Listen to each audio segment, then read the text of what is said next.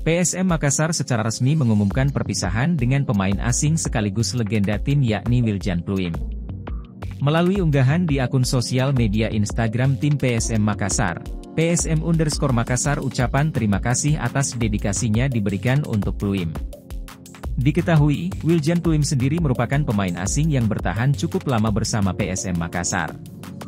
Dirinya diketahui bergabung sejak tahun 2016 hingga kini 2023.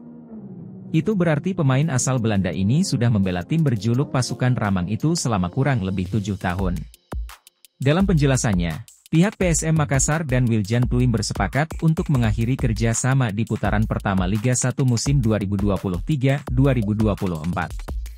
Sebelumnya, Wiljan Pluim sendiri diketahui masih terikat kontrak selama setahun lagi atau hingga tahun 2024 bersama PSM Makassar. Selama berseragam PSM Makassar, Wiljan Pluim diketahui sukses mempersembahkan 2 gelar prestisius untuk dibawa pulang ke Sulawesi Selatan. Gelar pertama yang diraih ialah Piala Indonesia tahun 2019 dan yang terbaru yakni Liga 1 Indonesia musim 2022-2023. Tim PSM Makassar pun mengucapkan terima kasih atas dedikasi dan kontribusi yang selama ini diberikan oleh Wiljan Pluim untuk tim ini.